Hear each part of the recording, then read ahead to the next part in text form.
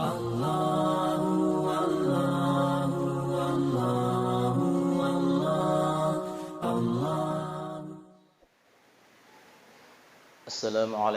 warahmatullahi wabarakatuh. Alhamdulillah, wassalatu wassalamu ala sayyidina Rasulillah wa alihi wa sahbihi wa mawalah. Rasulullah sallallahu alaihi wasallam pernah satu ketika melaksanakan salat subuh. Tiba-tiba ada dua orang di luar masjid itu senantiasa memegang tunggangannya, entah kuda atau entah onta yang beliau pegang-pegang itu. Lalu Nabi memanggil dua orang ini masuk salat bersama dengan kami. Tapi tetap dua orang ini tidak goyang-goyang. Tidak goyang-goyang, tidak meninggalkan tempatnya. Ini juga ditulis oleh Ibnu Hajar Al-Asqalani dalam kitab Bulughul Maram. Orang ini tidak goyang-goyang. Maka Nabi melaksanakan salat subuhnya. Usai melaksanakan salat subuh, dipanggil lagi orang itu. Ma mana'akuma alla tusalliya ma'ana. Aga pasikuwa ko magi mde macoy masampaja subuh si bawaya. Alasan dua sahabat ini, ya Rasulullah, qad sallaina fi rihalina. Kami ini di perjalanan tadi sudah salat subuh. Buat apa lagi kami bergabung salat subuh? Maka Nabi mengatakan, "Idza adaraktumal imam lam yusalli fasalli ma'ah." Suatu saat nantinya kalau kamu mendapatkan masjid, mendapatkan imam belum salat, meskipun kamu belum salat, maka salatlah bersama imam yang belum salat itu. Kenapa? Fa innaha lakuma nafilah. Karena salat yang kamu laksanakan itu akhirnya menjadi salat sunnat nafilah. Tidak apa-apa mendobol-dobol salat.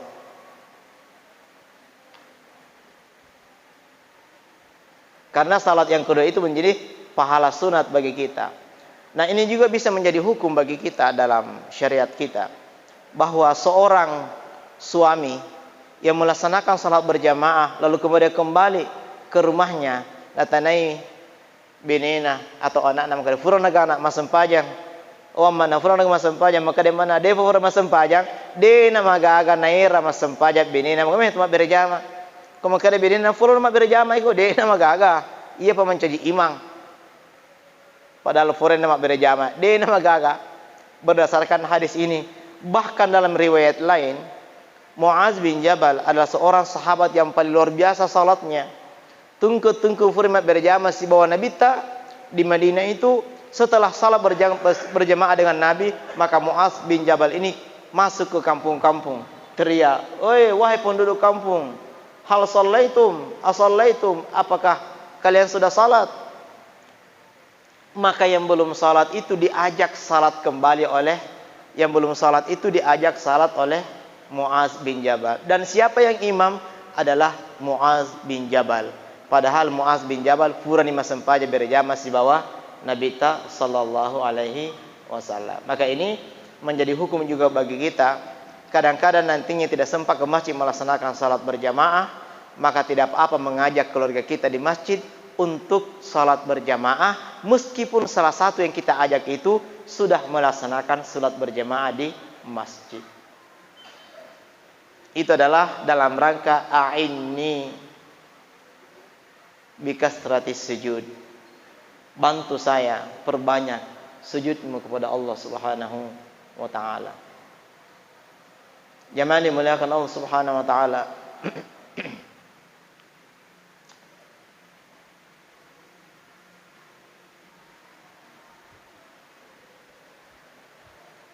Jadi Rasulullah itu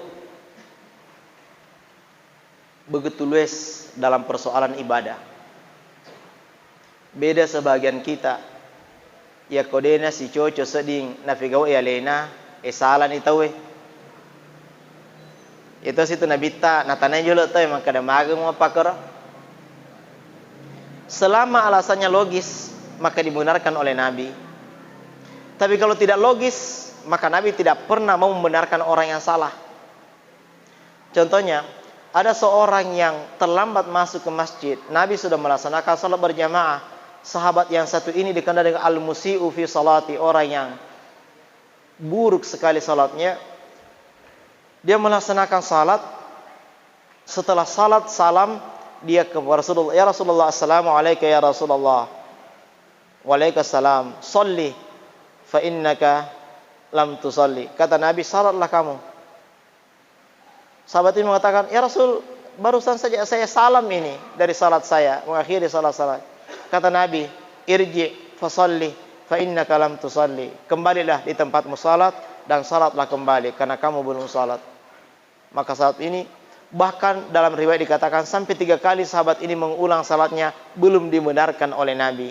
Maka sahabat mengatakan, "Ya Rasulullah, maka ajarilah saya salat yang benar." Maka Nabi mengatakan, "Kamu berdiri tastaqim, berdiri lurus, lalu kemudian fakabbir, takbir, Allahu Akbar. Setelah itu baca surah Al-Fatihah, kemudian as-surah, kemudian ruku, tatma'inna raki'a, kamu ruku betul-betul tuma'nina. Summa tarfa' min ruku'ika, kamu berdiri dari rukukmu juga harus tatma'inna, harus juga kamu berdiri dengan tuma'nina, jangan tergesa-gesa. Sujudnya juga seperti itu dan seterusnya. Nah, Nabi ini tidak pernah menyalahkan siapa-siapa kecuali sahabat ini, karena memang salatnya sama sekali tidak ada tuma'ninanya. Maka salat yang dilakukan dengan tidak tanpa tuma'nina itu, apapun alasannya, pasti tidak dibenarkan oleh Rasulullah sallallahu alaihi wasallam. Kalau perkara-perkara yang lain tidak ada masalah. Persoalan kunut atau persoalan apa, Rasulullah itu tidak ada masalah. Bahkan ulama-ulama yang ikut dengan Rasulullah tidak permasalahkan. Imam Bukhari, Muslim, ia menganggap hadis kunut subuh itu adalah dhaif. Oleh sebagian ulama mengatakan seperti itu. Tapi ternyata juga Bukhari dan Muslim mengakui hadis itu ada dan benar. Meskipun sebagiannya mengatakan, Bukhari dan Muslim mengatakan itu adalah dhaif. Tapi katakanlah kalau dikatakan dhaif oleh Bukhari dan Muslim, ternyata beliau sendiri mengatakan secara disiplin ilmu itu adalah dhaif, akan tetapi pelaksanaannya tetap dia melaksanakan kunut di waktu subuh. Kenapa? Kalau persoalan hadis memang beliau ahlinya, tapi persoalan fikih dia merujuk kepada fikih Asy-Syafi'i.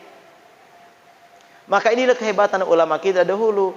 Tidak lantas mengatakan saya pakar di bidang hadis, maka apa kata hadis harus itu saya lakukan. Tidak. Dia tetap hormat kepada ulama yang lebih paham tentang itu. Karena boleh jadi saya hafal hadis, saya kuasai hadis. Secara ilmu mustalah saya kuasai ini dan itu. Akan tetapi ternyata yang memahami hadis yang paling benar adalah Imam Asy-Syafi'i. Malah Imam Malik kadang-kadang hormat kepada guru muridnya yang bernama Syafi'i. "Laula Muhammad Idris Asy-Syafi'i fahima hadzal hadis ma fahimna." Andai kata bukan Muhammad Idris Asy-Syafi'i memberitakan pemahaman hadis ini tentang hadis ini, maka kami tidak paham juga.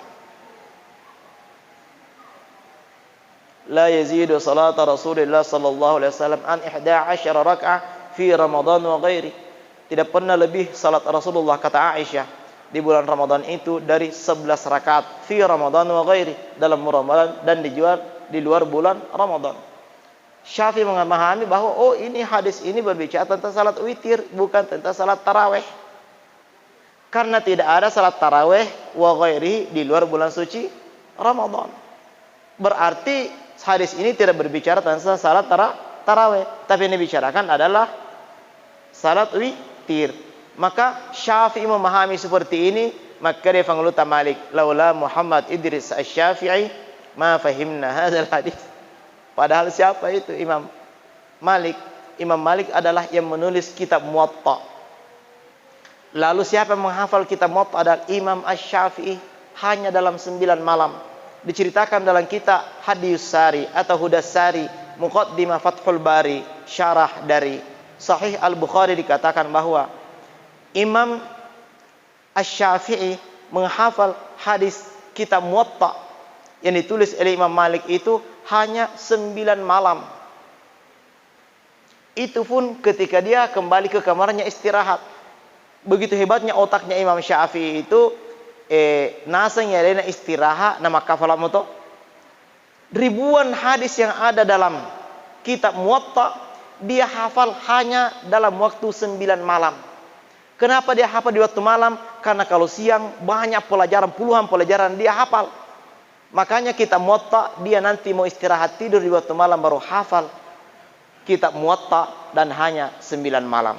Kira-kira siapa yang bisa menandingi otak seorang Imam Asy-Syafi'i ini? Lalu berani-berani menyalahkan Asy-Syafi'i. Bahkan banyak orang yang berani-berani memasang pondok pesantren Asy-Syafi'i, Ma'had Asy-Syafi'i, lalu prakteknya bukan Syafi'i. Oh, maaf ini pakai Ma'had Asy-Syafi'i. Lalu kemudian tidak kuno kalau subuh, tidak khataman Quran kalau orang meninggal dunia, tidak mi'raj, tidak maulidan dan sebagainya. Menggunakan saja Syafi'i. Padahal yang mengatakan sebenarnya kalau bukan Syafi'inya, ulama yang ikut pada Syafi'i. Imam Nawawi, Ibnu Hajar Al-Asqalani, Al-Hafiz As-Suyuti dan sebagainya. Makanya saya mengatakan luar biasa di Masjid Agung, Masjid Nur Balang Nipa ini yang tidak pernah geser sedikit pun dari apa yang dilakukan oleh ulama kita dahulu. Mohon dipertahankan ini. Alhamdulillah di Pondok Pesantren As-Adiyah di mana saya mengajar, menjadi dosen, memberikan kajian di sana, juga tetap mempertahankan apa yang dibawa oleh Anda Guru Tak Pengaji Sada.